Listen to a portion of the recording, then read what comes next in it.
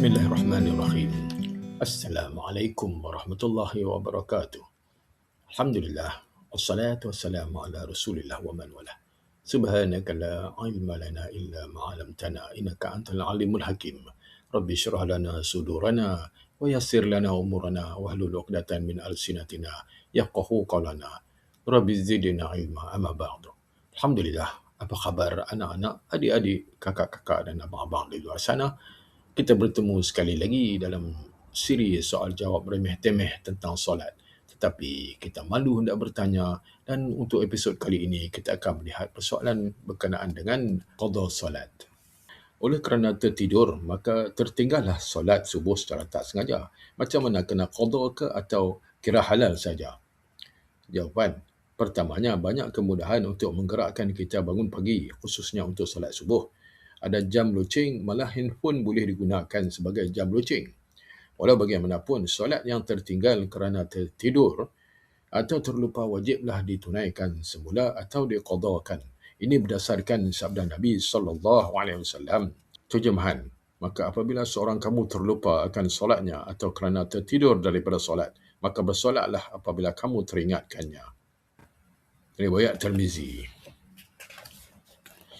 Oleh itu, tak kisahlah apa jenama solat subuh yang kita lakukan, seperti subuh gajah atau subuh dinosaur, yang wajib ditunaikan.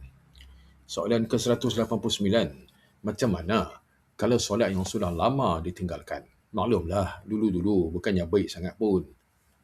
Jawapan, kiranya kita balik ketika usia 15 tahun.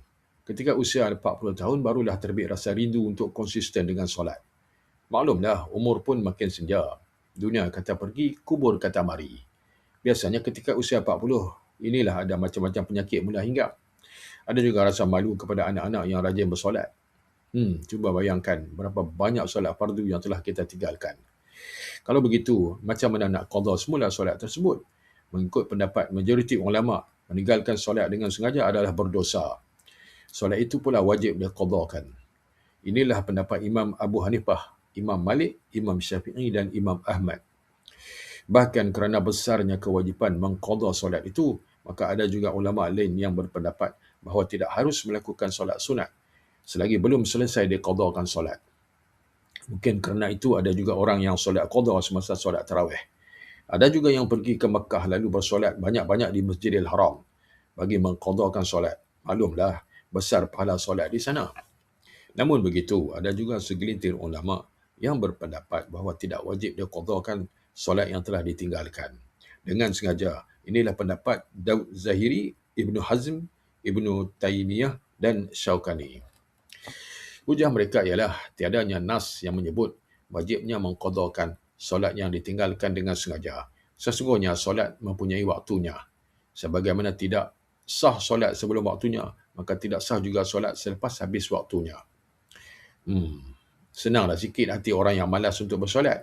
Namun awas, walaupun golongan ulama ini tidak mewajibkan qada, namun tak ada pula seorang ulama yang menyatakan bahawa tidak berdosa jika meninggalkan solat dengan sengaja. Dosa tetap dosa. Bahkan dosa meninggalkan solat dengan sengaja amat besar dosanya. Soalan ke-190. Cerita-cerita pasal tinggal solat, selalu orang sebut bayar fidyah. Apa dan bagaimana tu? Jawapan, fidyah solat ialah satu amalan yang ada dilaksanakan oleh sebahagian umat Islam. Asal fidyah memang wujud di dalam Al-Quran dan sunnah Nabi SAW. Cuma ia agak berbeza dengan amalan masyarakat kini. Amalan masyarakat ialah dengan menilai setiap satu solat, kadarnya secupak makanan seperti beras. Kalau sehari 5 waktu, maka 5 cupak untuk sehari. Jika dikira daripada umur baligh yang bermula pada usia 15 tahun, mungkin ia menjadi berpuluh tahun.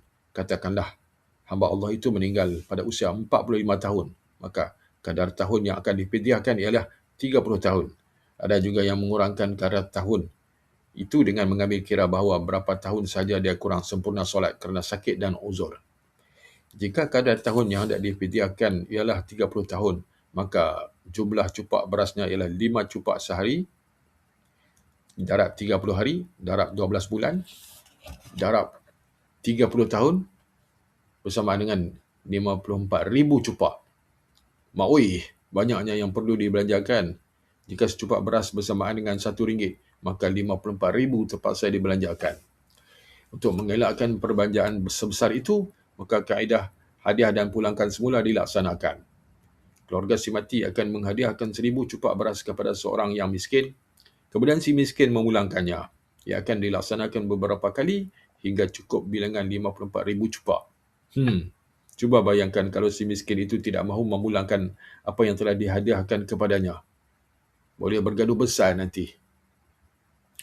Walau bagaimanapun, amalan fidyah yang sebegini rupa tidak diketahui sumber ambilannya daripada Al-Quran, Sunnah Nabi SAW dan para golongan awal Islam. Nampak gayanya macam bermain-main pula dengan solat. Kemungkinan inilah juga faktor penyebab orang malas nak bersolat. Ada duit, semua jadi, hinggakan solat pun boleh dijual beli. Seeloknya amalan ini dihentikan. Kalau hendak dibuat fidyah, buatlah sebagaimana panduan Nabi SAW. Contohnya, dengan bersedekah, maka si anak boleh bersedekah bagi ibu bapanya. Dalam satu hadis, seorang lelaki bertanya kepada Nabi SAW tentang bapaknya yang telah meninggal dunia tanpa apa-apa wasiat. Adakah akan memberi manfaat kepada bapaknya jika dia bersedekah baginya? Nabi SAW menjawab dengan ya. Mafhum hadis riwayat Muslim. Dalam hadis yang lain, seorang lelaki bertanya kepada Nabi SAW tentang ibunya yang telah mati secara mengejut. Dia menyangka bahawa ibunya akan bersedekah kalau sempat bercakap. Lalu disoalnya, adakah bagi ibunya pahala jika dia bersedekah bagi ibunya? Nabi SAW menjawab dengan ya. Mafhum hadis riwayat Bukhari. Sebagai ganti fidyah yang tidak diketahui asal-usulnya, adalah lebih baik jika anak si mati bersedekah bagi ibu bapanya sekadar kemampuannya. Sketsa wanita cantik berpakaian hijau. Syekh Abdul Wahid rahmatullah alaih berkata bahawa pada satu hari beliau sangat mengantuk hingga tertidur sebelum selesai berzikir untuk malam itu. Lalu beliau bermimpi melihat seorang wanita yang sangat cantik berpakaian sutra hijau. Keseluruhan badan dan kasutnya dalam keadaan berzikir. Wanita itu bertanya kepada Syekh Abdul Wahid, adakah engkau mahu memiliki diriku kerana aku amat mencintaimu? Lalu wanita itu membacakan rangkap pantun yang menceritakan keinginan dan kerinduan seorang kekasih. Apabila beliau terjaga daripada mimpinya, Syekh Abdul Wahab berazam tidak akan tidur di waktu malam lagi. Diceritakan bahawa selama 40 tahun beliau tidak pernah tidur pada waktu malam dan beliau mengerjakan solat isyak dan subuh dengan wuduk yang sama.